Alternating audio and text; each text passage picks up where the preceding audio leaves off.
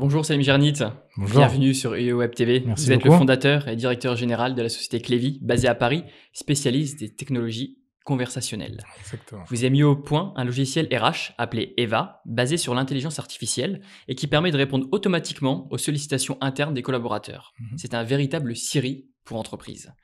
Quelles sont les particularités de cette intelligence artificielle, de ce chatbot Eva, et à quoi sert-il?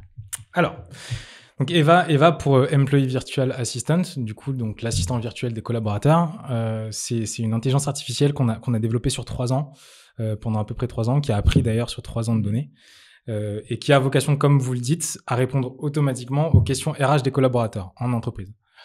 Ce qui est le corps, la pierre angulaire d'un chatbot RH pour le coup. C'est vraiment d'automatiser la réponse aux questions des collaborateurs. C'est la base, exactement. On peut rajouter d'autres fonctionnalités, bien sûr, mais c'est la base. Les deux objectifs de cet outil pour les entreprises, ça va être un objectif d'efficience. Donc, derrière technologie conversationnelle, il y a une logique d'automatisation. Le but, c'est bien sûr d'automatiser donc, la réponse à ces questions pour pouvoir aider les assistants RH qui passent leur journée à répondre à des réponses, enfin, à des questions qui ont une faible valeur ajoutée. Ils répondent toute la journée les mêmes réponses. Mes droits à congé, ma mutuelle, le CSE, etc. Et du coup, le but, c'est de les aider à gagner du temps sur des activités à plus forte valeur ajoutée. Du coup, on coupe toute cette partie support premier niveau de leur activité pour qu'ils puissent se concentrer sur passer un peu plus de temps avec les collaborateurs et sur des problématiques complexes. Le deuxième objectif qu'on va avoir, c'est un objectif qui est un objectif d'expérience collaborateur. Le but, c'est de simplifier la vie du collaborateur. Au lieu de chercher ces informations dans 3 SIRH, 2 intranets, etc., et finalement de ne pas les trouver et de poser la question RH, et d'avoir la réponse en 2 semaines parce qu'ils n'ont pas le temps de leur répondre tout de suite, on a une intelligence artificielle comme Siri, vous lui posez une question, il vous donne la réponse automatiquement.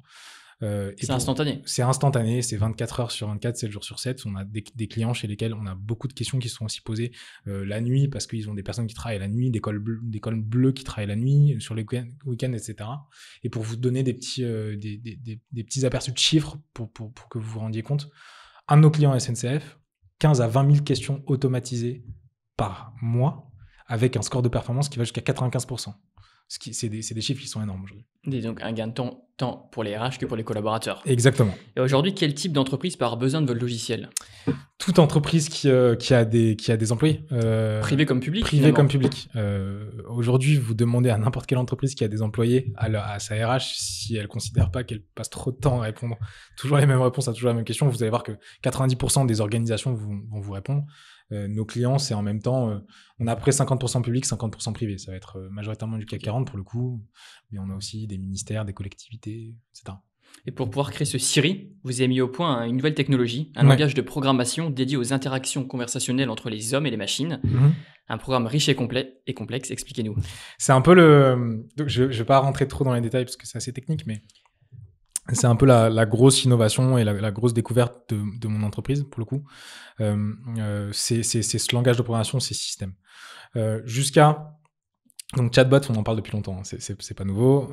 Le concept a été créé en 1950 par Alan Turing, le mathématicien. On commence à créer et développer des chatbots en 1966 au MIT. Mais c'est vrai que jusqu'à 2-3 ans, on avait atteint un peu une sorte de plafond de verre en termes de chatbots. Ces chatbots que vous connaissez qui sont sur des sites qui sont assez déceptifs, des sites internet. On leur pose 3 questions, ils ne savent pas répondre. Et du coup, on s'est dit, comment on peut faire pour faire en sorte de pouvoir proposer des technologies qui sont beaucoup plus performantes à nos clients. Et du coup, on a créé ce système qui permet à notre chatbot d'être apprenant, d'avoir des taux de performance, comme je vous l'ai dit, qui sont un peu élevés, très élevés et qu'on n'a jamais atteint dans cet écosystème de technologie conversationnelle, mais aussi des chatbots qui ont des notions de mémoire, qui peuvent converser avec vous et qui peuvent s'intégrer avec et se brancher avec n'importe quel système d'information, qui peuvent aller plus loin. Et plus récemment, vous avez su vous adapter à l'actualité avec les crises du Covid. Vous avez créé un outil formidable, le CovidBot. Quel est son but et surtout, à quelle demande répond-il? Alors, le CovidBot, ça a été une sacrée expérience, pour être honnête. Le CovidBot, c'est un chatbot qui répond aux questions des citoyens, du grand public sur le Covid. D'accord. On l'a mis en place hyper tôt, pendant la pandémie, début février. Au tout début. Au tout début. On l'a créé, je crois, le 7 février. On a mis un week-end pour créer la première version dans la technologie dont je parle. Donc, il est open source. Son code, pour le coup, est disponible auprès de tous les développeurs du monde. Et il répond à 2 grosses problématiques qu'on a vues assez rapidement.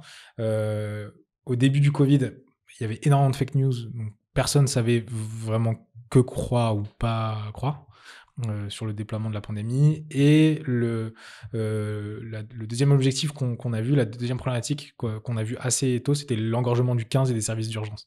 Parce que comme personne savait que croire, tout le monde allait appeler les services d'urgence, etc.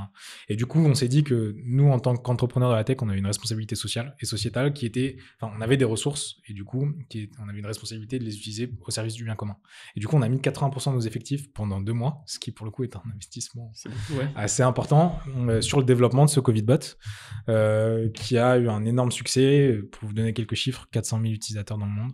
Partout dans le monde. Partout dans le monde. Les gouvernements l'ont aussi utilisé, j'imagine. Il y a des gouvernements qui l'ont utilisé parce que comme le code source, comme on l'a open sourcé, il a été déployé par plus de 30 pays, majoritairement en Afrique francophone, mais aussi en Asie. On a fait un partenariat avec l'Institut Pasteur, on a été labellisé et audité par le ministère de la Santé, par le bureau du Premier ministre. Donc le gouvernement lui-même français. Le gouvernement lui-même français s'y est intéressé parce que pour le coup, une intelligence artificielle utilisée pour le grand public sur des données de santé, c'est quand même assez touchy. C'est vrai. Du coup, vu l'utilisation et la masse d'utilisation qu'on avait, ils étaient obligés d'y jeter un petit peu un coup d'œil. Et du coup, on a collaboré avec eux. Ils ont regardé notre code source et ils nous ont tamponné pour dire en fait et nous labelliser pour pouvoir montrer à la population que c'était safe d'utiliser ce genre d'outils. C'est tout à votre honneur, alors félicitations. Merci beaucoup, félicitations à mes équipes qui Merci. ont travaillé dur, j'imagine. Très dur. Merci beaucoup d'avoir été notre invité sur le plateau de IE Web TV.